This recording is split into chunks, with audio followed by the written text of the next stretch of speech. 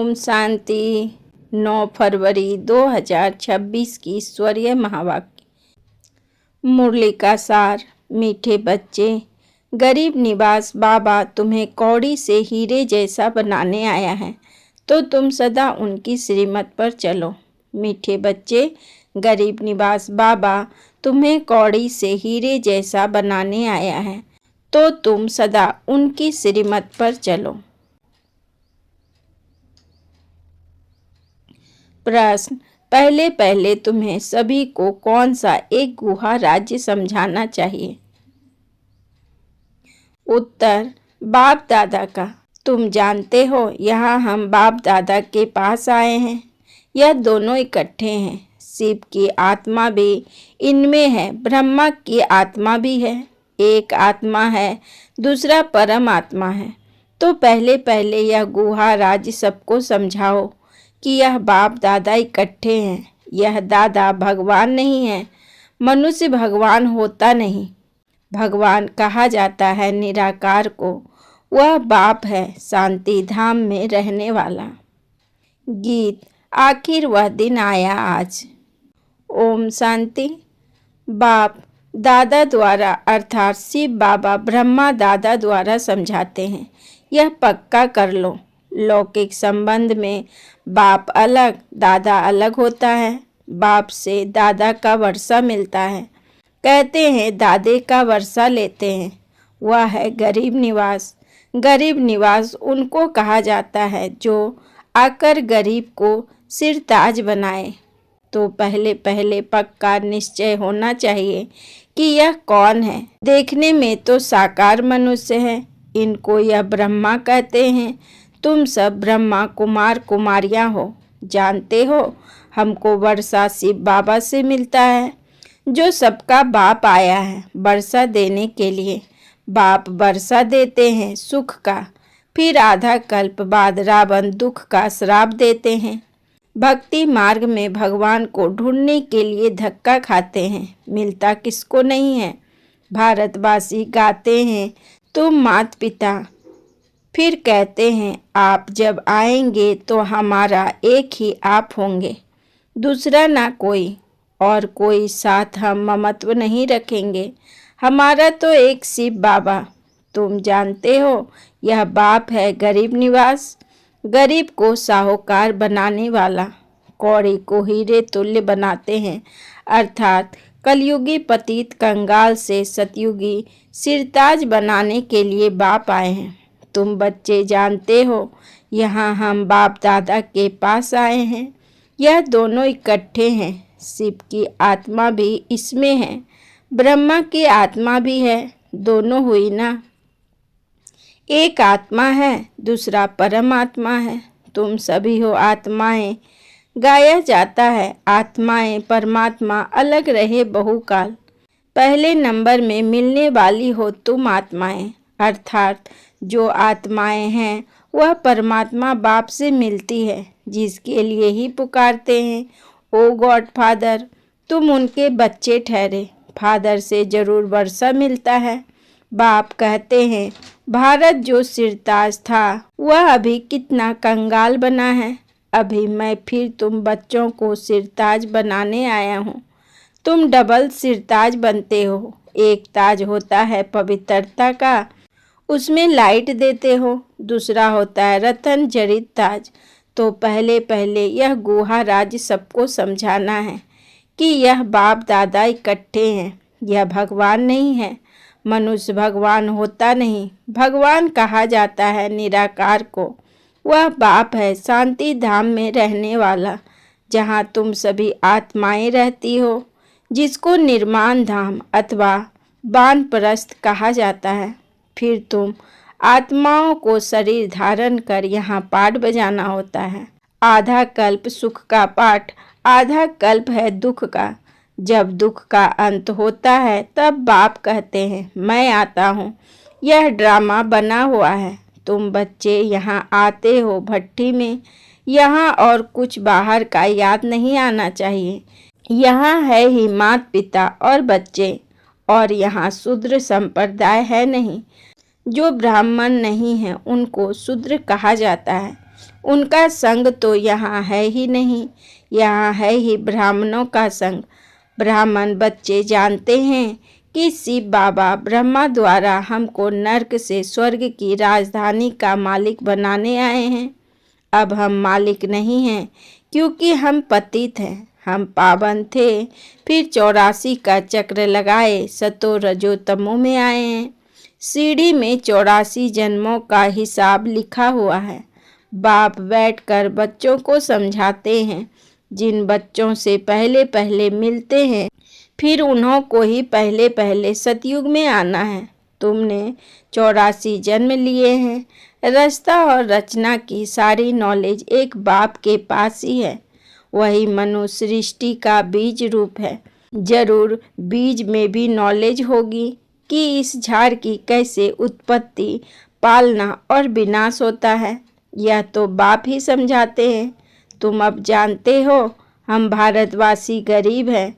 जब देवी देवता थे तो कितने साहूकार थे, हीरों से खेलते थे, हीरों के महलों में रहते थे। अब बाप स्मृति दिलाते हैं कि तुम कैसे 84 जन्म लेते हो। बुलाते भी हैं, हे पतित पावन गरीब निवास बाबा आओ, हम गरीबों को स्वर्ग का मालिक फिर से बनाओ। स्वर्ग में सुख धनेर थे, अब दुख धनेर हैं।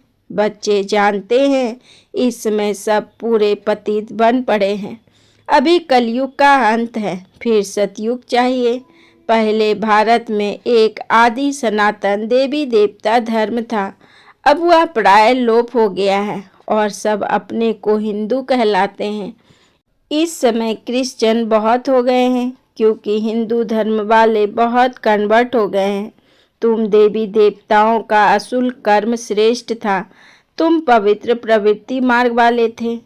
अब रावण राज्य में पतित प्रवृत्ति मार्ग वाले बन गए हो, इसलिए दुखी हो। सतयुग को कहा जाता है शिवालय, शिव बाबा का स्थापना किया हुआ स्वर्ग। बाप कहते हैं, मैं आकर तुम बच्चों को शूद्र से ब्राह्मण बनाए तुमको सूर्यवंशी चंद्रवंशी राजधानी का वर्षा देता हूँ। यह बाप दादा है, इनको भूलो मत। शिव बाबा ब्रह्मा द्वारा हमको स्वर्ग का लायक बना रहे हैं, क्योंकि पतित आत्मा तो मुक्ति धाम में जा न सके जब तक पावन ना बने।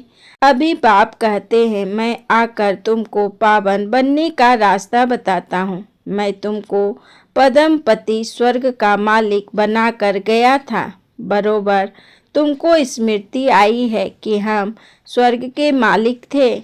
उस समय हम बहुत थोड़े थे, अभी तो कितने ढेर मनुष्य हैं। सतयुग में 9 लाख होते हैं। तो बाप कहते हैं, मैं आकर ब्रह्मा द्वारा स्वर्ग की स्थापना, शंकर द्वारा विनाश कर देता हूँ। तैयारी सब कर रहे हैं। कल्प पहले मुआफिक कितने बॉम्ब बनाते हैं। 5000 वर्ष पहले भी यह महाभारत लड़ाई लगी थी। भगवान ने आकर राजयोग सिखाए, मनुष्य को नर से नारायण बनाया था। तो जरूर कलयुगी पुरानी दुनिया का विनाश होना चाहिए। सारे भंबोर को आग लगेगी, नहीं तो विनाश कैसे हो। आजकल बॉम्ब में आग भी भरते हैं। मूसलाधार बरसात, अर्थक्वेक आदि सब होगी, तब तो विनाश होगा। पुरानी दुनिया का विनाश, नई दुनिया की स्थापना होती है। यह है संगम युग। रावण राज मुर्दाबाद हो, राम राज जिंदाबाद होता है। नई दुनिया में श्री कृष्ण का राज्य था। लक्ष्मी नारायण के बदले श्री कृष्ण का नाम ले लेते हैं, क्योंकि श्री कृष्ण है सुंदर, सबसे प्यारा बच्चा। मनुष्य को तो पता नहीं है ना, श्री कृष्ण अलग राजधानी का, राधे अलग राजधानी की थी। भारत सिरताज था, अभी कंगाल है। फिर बाप आकर सिरताज बनाते हैं। अब बाप कहते हैं, पवित्र बनो और मामेकम याद करो, तो तुम सतो प्रधान बन जाएंगे। फिर जो सर्विस कर आप समान बनाएंगे, वह उच्च पद पाएंगे, डबल सिरताज बनेंगे।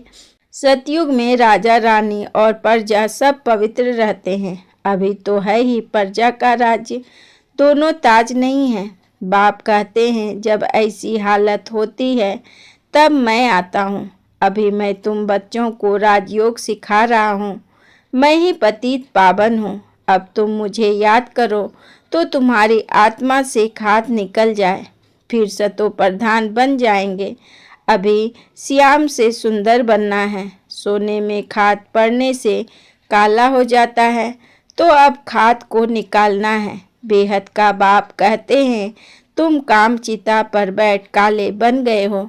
अब ज्ञान चिता पर बैठो और सबसे ममत्व मिटा दो। तुम आशिक हो मुझे एक मासूक के। भगत सब भगवान को याद करते हैं। सतयुग त्रेता में भक्ति होती नहीं, वहाँ तो है ज्ञान की प्रारब्ध।